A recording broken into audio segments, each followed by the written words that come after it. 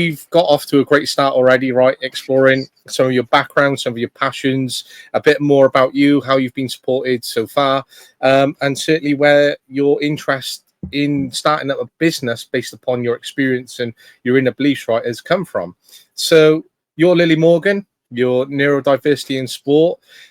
As you said there, you started it up because of that experience which you had and support of family members around you. You've also mentioned it's been going on for just over a year. But initially, how did you find the business and the organization, and where did that idea stem from? Was it a group of people? How did you come together with the idea and then put it into formality? Well, it was quite a journey, to be fair. So I was diagnosed, and then shortly after that, it's kind of a very confusing process because you feel like you've never really understood yourself, but everything makes sense. So after a while, doing lots of research on what I need and how to support myself, um, I decided, one thing I did love throughout school was sport. It would be my happy place, the only place I felt like I could really be myself, and it was kind of like my release throughout the day. It was always the lesson I'd look forward to, especially being stuck in a classroom where I didn't necessarily get the support I needed, as we've mentioned. Being able to go out, play hockey, football, any sport, I used to love it. So I decided to create a project with Hockey Wales, who I was a young ambassador for at the time, called Autism and Inclusivity within their community, because I found there's a lot of negative perceptions on neurodiversity. It's easy for us to, as a society, kind of focus on the negatives rather than the positives that it brings and the importance of difference within our community. So I thought, you know what, I love playing hockey growing up, played my whole life. I'm going to really see what we can do within this space. And then off the back of that, I was selected to go and present in Germany at the Euro Hockey General Assembly, which was just so empowering.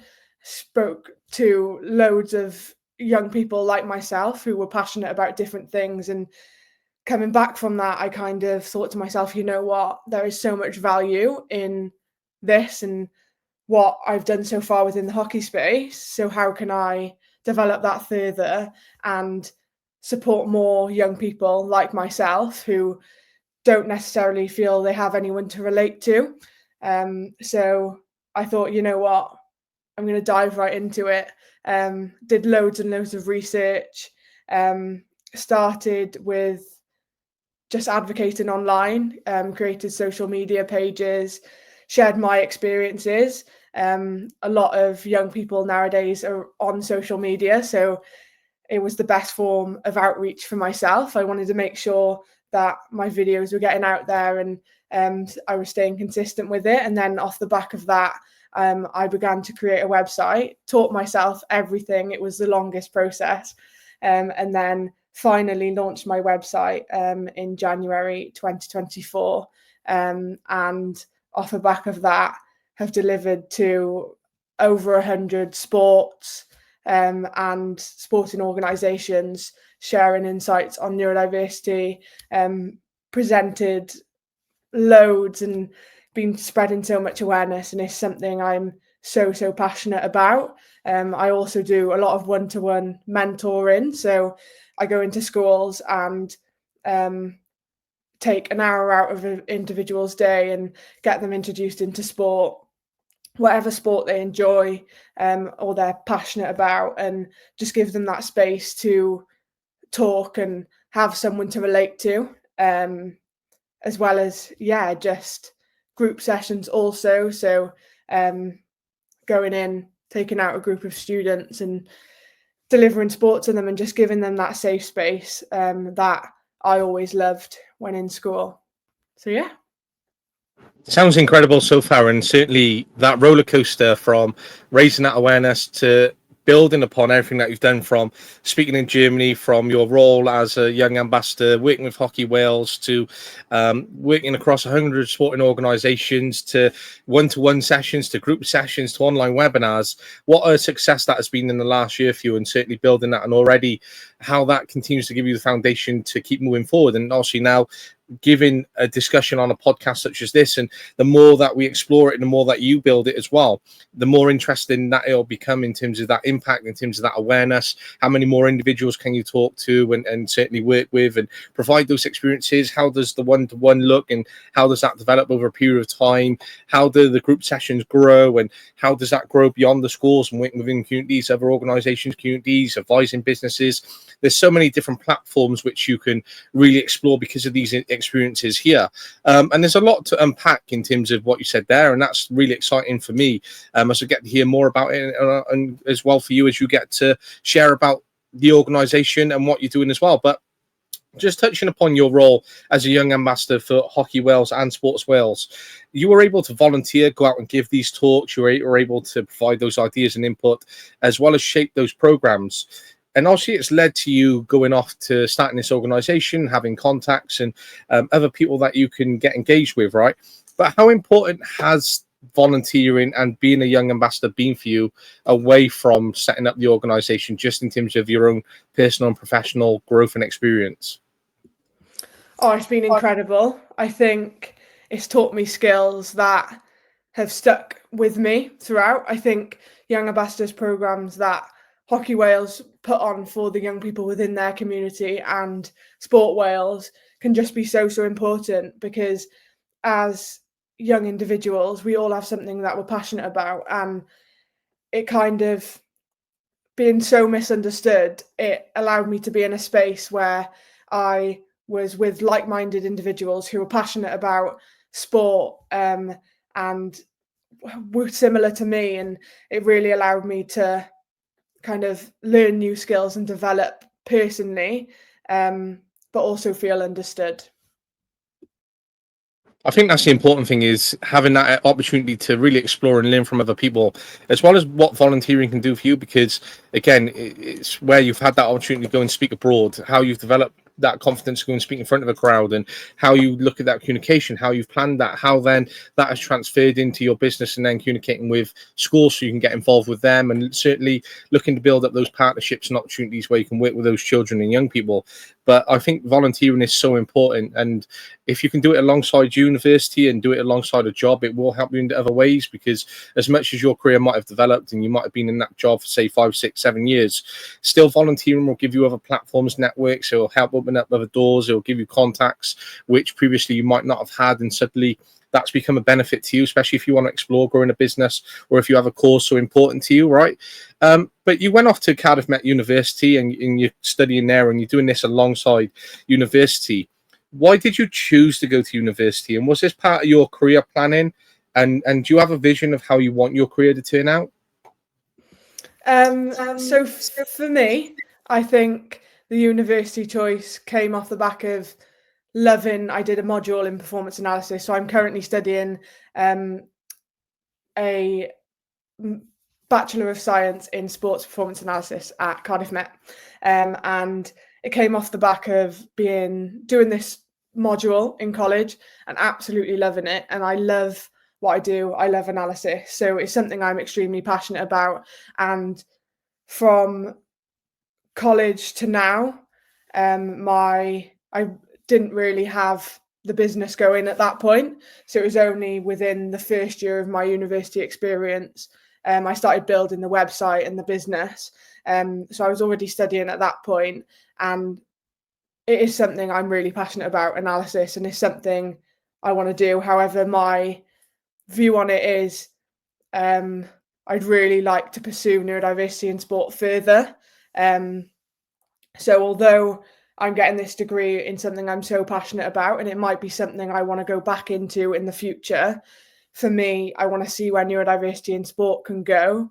I want to continue with that, and I really want to make it something that can be so powerful for many individuals, and I want more of an outreach. So for me currently, it's just something I'm really passionate about studying, and I love doing what I do. But in the future, I'm hoping to stick with neurodiversity in sport, thinking maybe a master's in psychology, and then really delving into neurodiversity space. But yeah, it's all kind of still figuring it out. But yeah, it's been a whirlwind since starting university to now. Everything's changed a lot, but yeah, so that's my plan. And it's fair play to you, because starting something like this, right, where you're out working with so many different organizations, individuals, taking phone calls, bookings, stretching yourself to go out and do those one-to-one sessions, being online for webinars, whilst then doing your reading, whilst doing your assignments, whilst attending lectures. It's quite a big commitment alongside university, right? And again, fair play to you, because again, that's a huge commitment. And when I did my undergrad, I went part-time, so I was working full-time. I done my undergrad, I was coaching at 2 different football clubs, including academy football. I had a podcast going, so I understand what that commitment is and how much you can be stretched over that. But how do you ensure that you balance your commitment between growing neurodiversity, but also making sure you're focused on your assignments, so you don't take that time away from them, so you don't miss the best grades that you're aiming for? I think for me, I have always been good at finding that balance.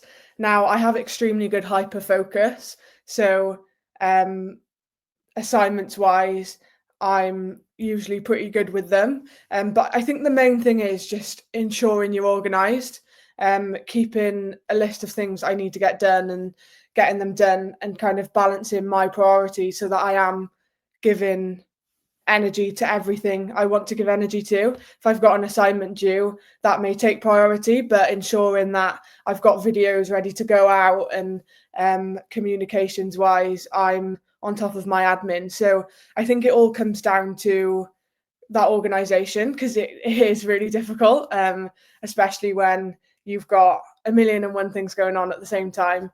But for me, it's about just making sure that I'm organized, I know what needs to be done on a weekly basis, and I'm on top of everything.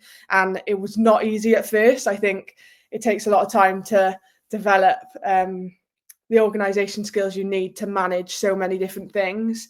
But yeah, I feel like it's just a process, and as long as you stay on top of things and you're organized and you're on it, then yeah, it becomes a lot easier. Now, I'm mentoring and coaching some young people at the moment, and the great thing is that I get to see their growth. And part of it is that I get to give them some lessons and feedback where, as you said there, having that process and being organised is absolutely key. And one of the great things which I love to say to them is piss poor planning leads to piss poor performance, right? And that is sometimes something which they're learning from, because suddenly this morning, for example, one of them had a podcast call at 11. They woke up at like 20 past 10, and they're like, oh, I got a podcast in 40 minutes. Then they're a bit all over the place, they're disorientated, they're not as focused as they perhaps needed to be, and then they're stressing about it, and then they sort of throw themselves off wanting to do it by 11 o'clock. But then luckily they get into the podcast and they go, oh, actually that was really good, that was good for me. But they throw those doubts beforehand because they're a little bit disorientated and disorganized. And I think that's so important, even if it's just whether it's having that strategy, right? How does the next week look for me? Right, I'm going to allocate Monday evening just to focus on my uni reading and what is needed. Tuesday, I'm going to have that chill night, for example. Wednesday, then I might do a webinar. Thursday, we'll be catching up. Friday will be that chill time. And I know Saturday then will give me that great flexibility of what I need to do on a day. And then Sunday might just be full lecture, catch up and things like that, right? And sometimes that can be hard because you're sort of pre-planning your week and you're not finding that relaxed or downtime. You're not having that flow of things, but it's having that process to make sure you do find that free time, because there's sometimes in the holidays where I've just been off on the 6 weeks and I'll be like, well, I haven't really done much today, and I sort of wanted to do this and this, and I haven't done any of those things. It's like because I haven't utilized my time in an effective way, I've allowed myself just to take the time and relax, which has been nice in a way, and I've had that luxury. But then it's also I've not been able to do the things which I planned for, and then suddenly I'll be back at a point where I'm in September and I'll be like, I just had all those holidays, but there's a list of things that I wanted to do I still haven't done. And I think that's important as well, especially balancing the studies and certainly making sure that you stay on top of that. And again, to the young people that I say that to and I'm mentoring, they go back into their studies and they have their own podcast and they gained a bit of work experience. They've joined the Youth Cymru program and they've got a lot which they need to balance, but the main focus and priority for them, especially as they go into their last year of GCSE, is the fact that they have to focus on those GCSEs before they miss it. And okay, GCSEs and results don't mean everything, right? But there's an opportunity here for us to really capture that and to make the most of it and to guide them and coach them and teach them through it. And I think it's important what you say there, especially for as we get older and finding that process, because again, you're still young and life experience does come. And I look back when I was younger and I was like, I wish I could have just changed that and done that. And that's just life experience which comes with it. So it is part of that guided process and learning that all together. But you founded the idea, you founded the organization, you've brought it together. Do you have a support team or a network around you or other people which help you grow the team and organization and what you want to do? Yeah, so it started with just being me, and now I've got a team. There's about 3 of us who still quite a small team, but we all play our part in different ways. The face of it is obviously me and doing the videos and sharing my experiences, but there's a lot that goes on behind the scenes. Obviously, I started with absolutely no clue on how to make a website, how to be organized, and as you said, learning those skills. And it takes a lot of learning to get to a place where you feel comfortable with and organized with everything.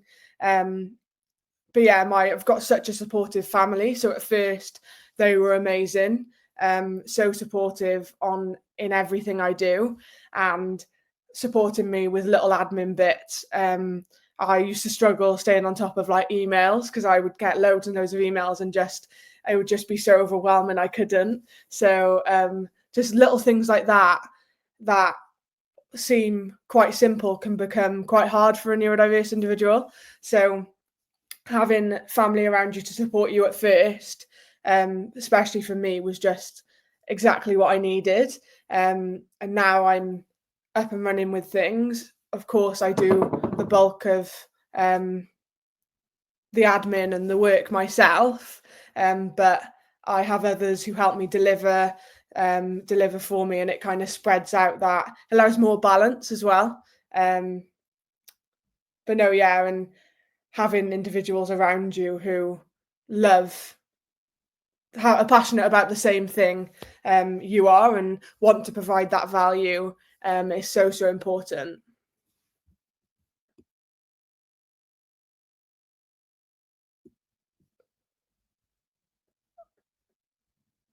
Oh, I think the sound's gone. That's not good. Hello? Oh, there we go. Yeah, got you.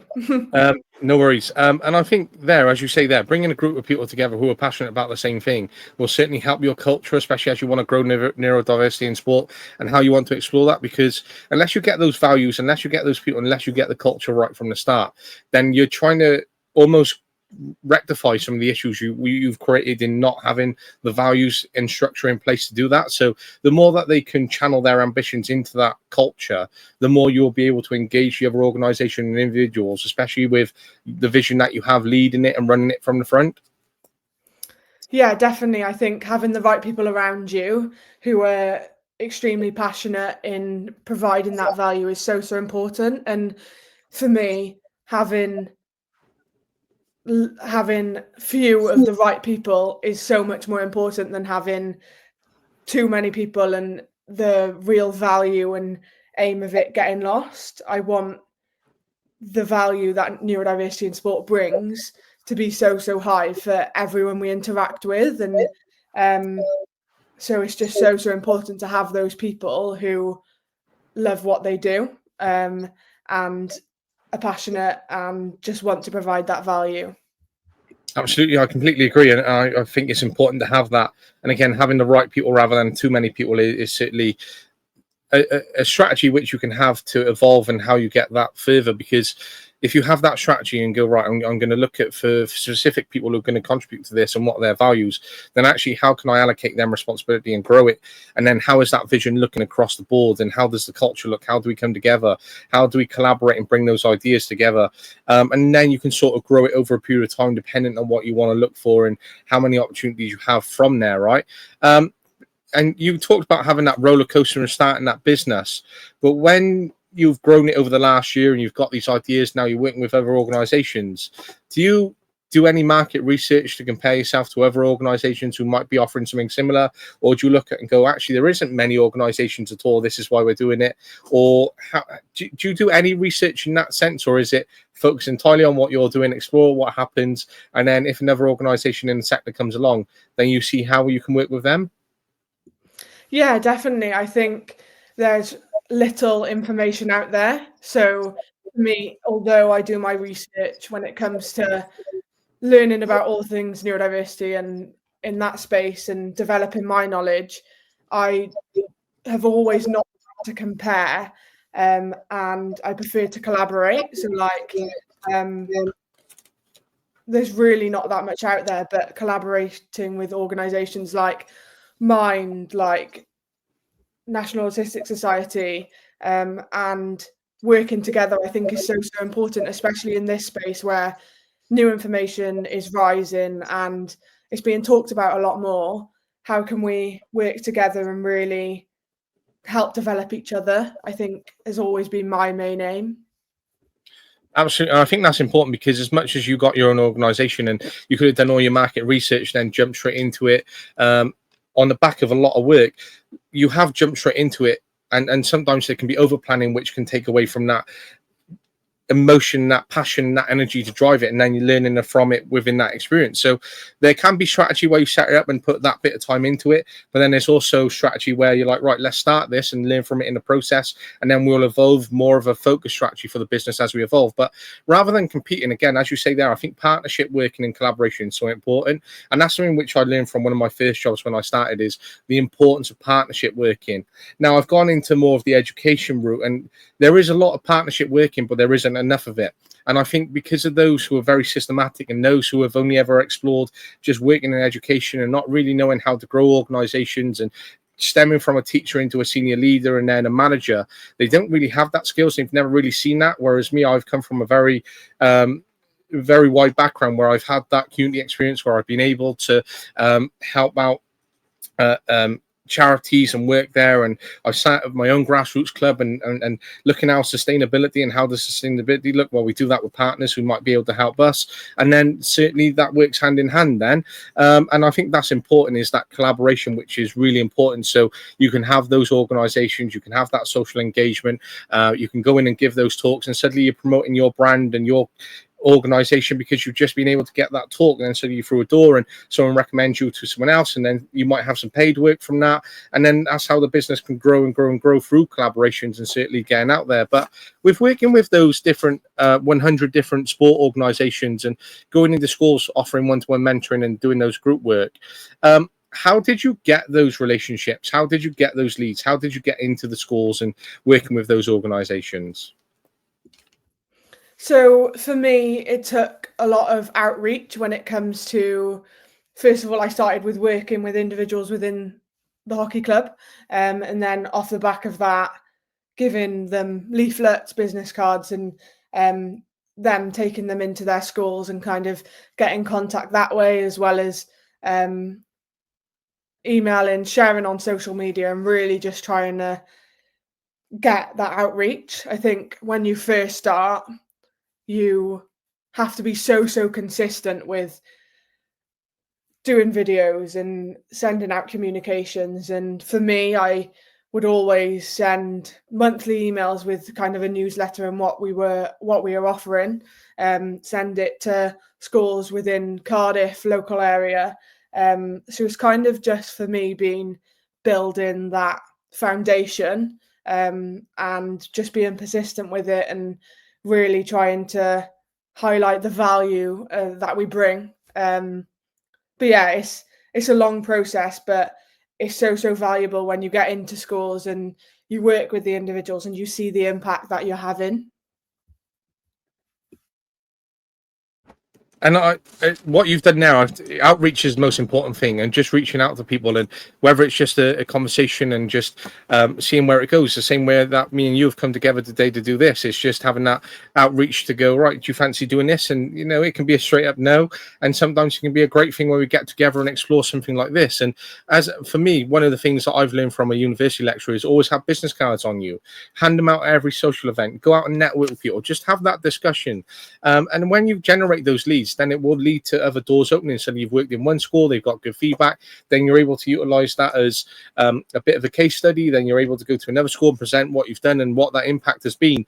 And just being consistent is key, because once you miss out on that consistency, whether it's organizing your emails, whether it's just catching up and creating that process where you said you utilize your team to look at those emails and then having that discussion and then delegation, bring that together and then following up on those leads has really led to you working with those 100 organizations, which really sticks out for me, especially in a space of a year, and how quickly that has evolved and certainly taken that space, because sometimes you have those different organizations which set up and they don't have those 100 organizations which they're working with within their first year. So again, when it comes to that impact and the work which you're already doing, you can already see that, and certainly the importance and the opportunity of growth, how you continue to get that way. And I was going to talk to you about those different engagements and how that looks. But when you look at other individuals from those different communities, those other stakeholders, and as you know, there's going to be a number of barriers which prevent those with neurodiversity from perhaps engaging altogether, from not being aware, from the lack of opportunity within those areas. How do you really get out to those which are not really getting affected, not getting that impact, where they might not be as fully engaged as you want your cause to really get out and impact them, to engage them? I think it comes with that consistency and kind of persistency with showing schools the value you can bring. I think there's a lot, I want to do a lot more with schools within Cardiff, especially learning resource bases, but the first thing comes from them allowing us to come in and showing them the value that we bring. So it's tricky because I want to help anyone and everyone I can. But it comes with just that awareness and me putting myself out there. As you said, business cards at every event. I always keep business cards on me, just to really put myself out there. And I just want to provide value to any neurodiverse individual who feels like they don't belong in the school environment or outside of it. And I think the more schools we go into and the more value we bring, the more people I can reach. But obviously that comes with schools wanting to really kind of look into how sport can really help those individuals. Sport is so important, and from my first-hand experience working in the school, I've managed a behaviour unit where we've had some very diverse individuals. We've had an array of different experiences, and one of the biggest things for me, having worked in sport as alternative education, so using that as a tool, going into education, seeing how important it can be. Right, let's go out on the football pitch for an hour now, and then let's get back in. So we've burned some energy, we got outside. That's been something which I really wanted to bring into the role, but again, there's been some closed minds behind that. They've had a behavior issue, so therefore they should be sanctioned for it. Well, actually, no, I disagree with that entirely. Let's go and explore it. And again, it's that argument where we get educators coming back going, well, you're rewarding them. Well, no, we're not rewarding them. We're just trying to find out what their neuro need is or how they need to be supported. Because if they're playing up in class and they're creating a number of issues, okay, it might be down to behavior, it might be down to the values and culture which they've been brought up on. They might not have those consistencies and standards. It might be, the COVID impact still is. There's that transition from primary. There's a lot of factors which come into it. And I think exploring everyone is really important. And again, that collaboration is so important rather than just sanctioning a child. But there's so much where I've been able to see them firsthand and again, go, right, I would love to just take them out on the 3G right now, burn some energy, get them back in, engage them and inspire them. And then you will see that, okay, those with additional learning needs, we've had that great impact on. Those with a behavior need might become inspired and then re-engage and see what other benefits come from that. And I think that importance is so key in terms of how you support those individuals. And as you talk about, that impact is so important, because even though you've got the organization, and we're very much talking about this from an organizational point of view and looking at a strategy and how you grow that, having that impact is first and foremost, and not forgetting what your values are. So even if, for example, you want to generate a profit, so obviously you can have the bigger reach and go out and do more work and reinvest that money, and obviously hopefully grow it into a full-time business and take it forward. Away from that, if you get those partnerships where, okay, you might work with a community group or a football club, for example, then if you go in and just have that impact, it's about, right, what impact have you had? Will those individuals remember you? Have you made a difference? Have you gone in and educated the coaches so they can take something forward? And that might be so important where, okay, you haven't generated that profit, but if you can go in and educate and inspire and impact others, then that's what will really have the importance to you in terms of those values which you hold closely to you. And sometimes it can be hard to balance up your values in terms of running a business and trying to grow that, but looking at those neurodiverse individuals first. Yeah, definitely. And for me, if I can go into a school free of charge and provide that value for individuals, then I will. Any opportunity we get, we will, because we want to go in, we want to provide that value. We want individuals to feel like they're being understood and they can really be themselves. And for me, it's not about money and being paid for what we do, because we do it because we love doing it and we want to provide that value. So it's hard for, I think, especially schools nowadays, to believe that organizations want to come in for free to support individuals, but that's what we do. And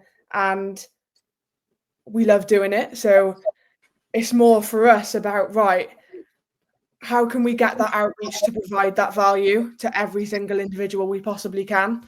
So yeah, it's just so important, especially sport. And as neurodiverse individuals, different things can overwhelm them, especially within that school space. So how do we understand what we can do for them? For me, the best way to do that is through sport and allowing them to take a breath, go outside, kick a football, and let their guard down to really have a conversation and see how you can best, support them. I love that question there. How do we understand what we can do for them? And I think that's a very important question, which can be the basis of that one-to-one, whether that's that group session, but then also looking at that from a program perspective and what you can do for the school and impact that organization. Now, being in Cardiff is a huge geographical area. There's a number of primaries, number of secondaries, there's pupil referral units. There is going to be other organizations such as Cardiff City who have that neurodiverse team in place and have that space at Cardiff City Stadium, and there's different work which can be done when you get into those sporting fields. And certainly being from a background of sport and having those contacts through university, through your lecturers, which would be really important, through some of the other coaches, through the work with Hockey Wales, through the recommendations which you're creating, then hopefully you can go on and continue to work with the bigger organizations then where they will help promote you, and then suddenly you've got that impact and scope to go out further across Cardiff and then beyond Cardiff then. And because you've got the barrier, you've got Vale of Glamorgan then across there, and then you can hit up to Merthyr from there, obviously back towards Newport this way, and then obviously you've got Swansea way, which is a little bit much further, but from Cardiff is a great general base of how you can explore to go out further. And it's going to be really interesting to see how that business grows from there and take that forward. Now, one of the things I read about your business and what you want to do, right, Lily, you spoke about wanting to create a more inclusive society. Now, for you, in terms of your own vision, your experience, your outlook, your wider perspectives, the work which you're doing now, when you look at that socially, and then from a government point of view, from a country point of view, from businesses, from outlooks to different attitudes, there's a lot of different factors which can come into that. And certainly the more work which you can do, then hopefully the more work you can do with the government, for example. But if I said to you, Lily, right, from tomorrow, you've got free reign to look at society and change it to be more inclusive, what would be one of the first things you would do, and how would you like the society to look so it is more inclusive? I think for me, it's always been about advocacy and normalizing difference. I think as humans, we are all neurodiverse in the sense of we are all different, and sometimes that gets lost, especially with social media and everything about nowadays. It does get lost. And one of the projects that I've recently spoke at was Cardiff City Council's neurodivergent friendly campaign, which they're just launching. And for me, what is so powerful about that movement is that it's not about one individual, it's about everyone. And how I think for me it would mainly be getting everyone involved and looking at the priorities, what is needed and what we need. For me, I think there's just not enough awareness around neurodiversity in females. There's not enough access to diagnosis platforms, and the NHS waiting list is ridiculous, and people in schools aren't supported. So I'm not sure there's one thing that I do. There's about a million things that I could think of that need to be done. But I think for me, seeing the start that Cardiff City Council are trying to make, and us having this conversation, and me speaking to so many organisations from hockey to F1 to everything, I think that's a start. And the more that you keep building, the more that you keep getting involved in these current programs, those startups, speaking with local authority, continue to work with community groups, schools, businesses. Already the foundations of how you can take that forward is so important. And the more that you can get into speaking, the more that you generate that followership is going to be important, especially to raise the awareness, to raise that course, to engage with those other businesses. And what you've talked about, and it leads us in nicely, and one of the questions that I had for you was, you've recently posted about founding a movement. Now, founding a movement is very important, especially to generate that followership, but having that followership behind you to commence a movement as well works hand in hand. Now, a movement across from a program, across from an organization can be very important, and it can lead to a number of different benefits, and certainly having those impacts and advocating change, as you spoke about there. And it's led us nicely throughout the course of this conversation in terms of what we're highlighting, both from a strategic point of view, but from an impact point of view as well. How are you generating that followership, and why are you trying to create a movement, and what are the benefits is that for your organization? I think for me, I know I've touched on this already, but I grew up feeling very misunderstood.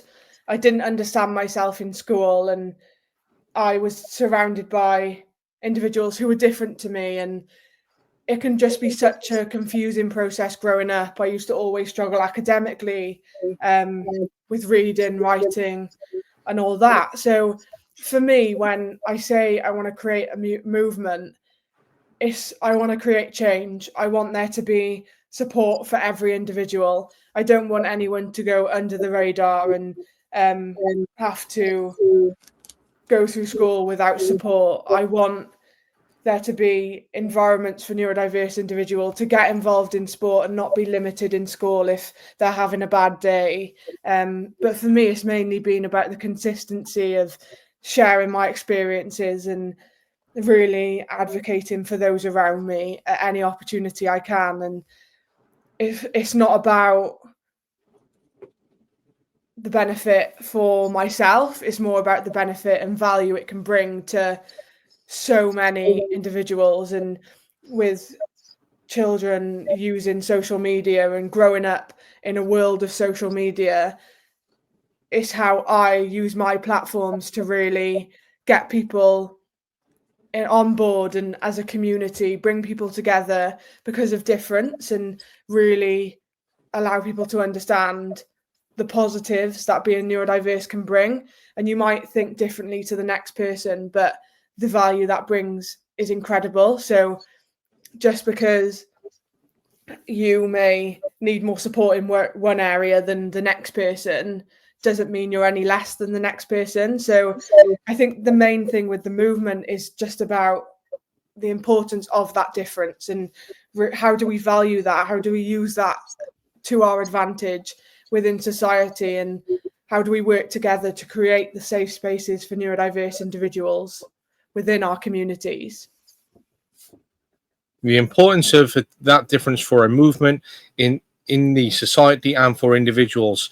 I think that is so important, the way that you piece that together, and the way that you speak about that as well, because the movement will have that impact through the organization, through having that certain importance of the values which you want to bring in, by exploring that through your own experience, whilst looking at society collectively and raising awareness and having webinars and creating that followership, having that difference and change, working through those other organizations to do that as well, but then also trying to reach out to those individuals. I think just that within itself is so important in underpinning your programs, your future, what you want that to look like, in the direction you're taking it in, and certainly using that to build the foundations of how you move forward, I think is certainly going to benefit you long term as well.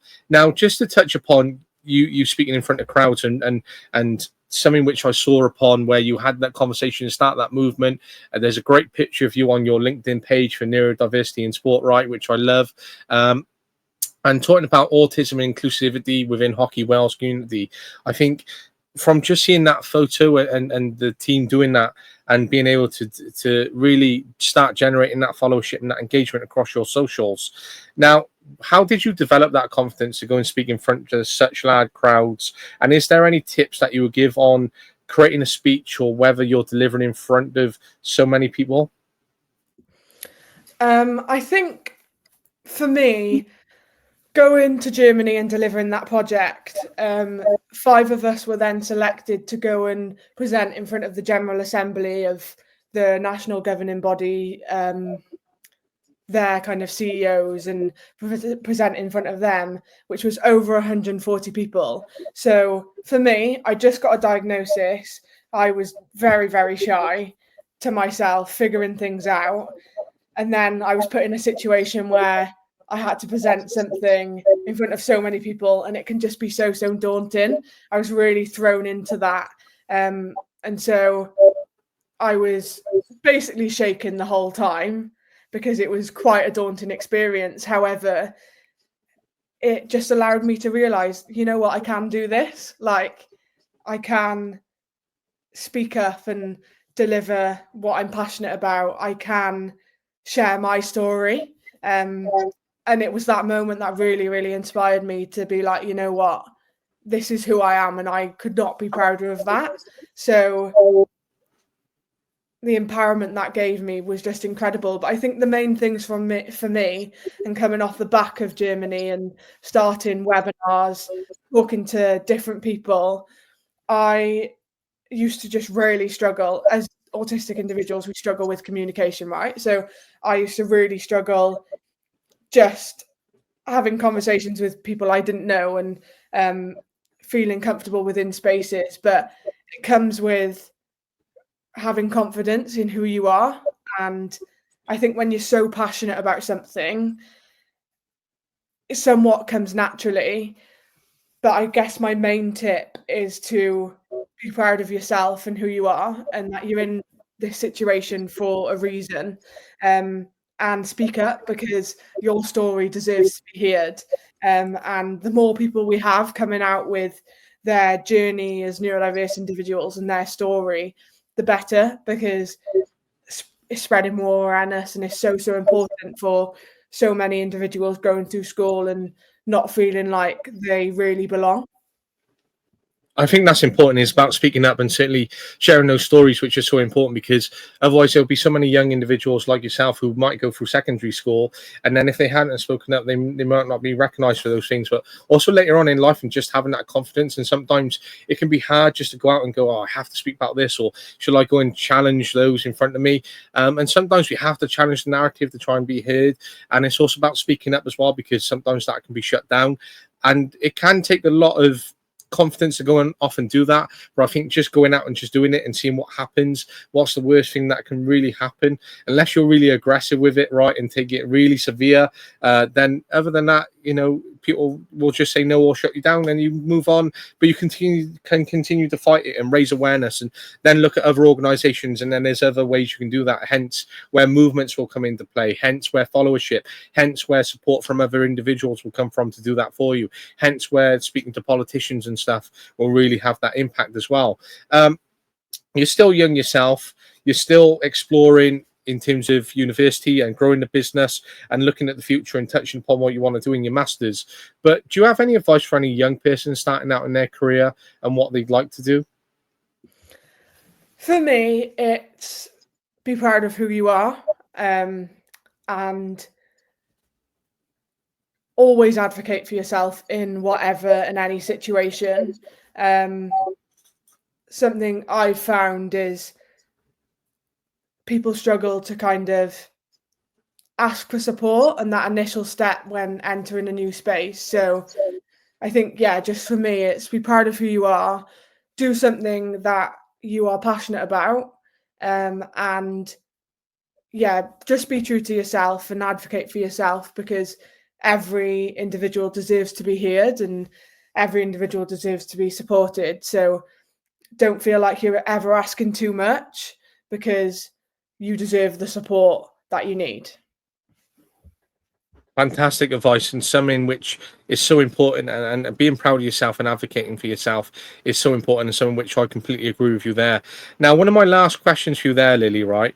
If you could advise any leader or manager from the experience which you've had working across so many different organizations and engaging those from different businesses to community groups to organizations to charities to schools, there's going to be so many different types of leaders and managers within those, right? But what advice would you give those leaders or managers to engage their employees, as well as supporting those with additional needs so they can make their organizations more inclusive? I think the one thing that springs to mind is the best thing you can do is listen. And not only that, allow them to feel heard. And although, because individuals can listen and not just listen for the sake of it and not action any points that are brought up. So for me, it's listen, be proactive, and just try and support everyone around you. It's sometimes overlooked the basic things you need to make an environment accessible. A lot of the stuff is within your area and that you'll have anyway. Um, for me, doing webinars with sporting organisations, sometimes individuals are like, well, how much is it going to cost to bring in this equipment we need? When really it could be as simple as using a darker coloured cone on a sunny day and not using fluorescent cones on a sunny day. It's just simple things. And as long as you're listening and adjusting where needed, I just think that's so important. Thank you for that, Lillian. I do really genuinely appreciate that, and I think it's that awareness, and certainly just the highlights, the little things. Doesn't have to cost the world, but just little adjustments. What is already available?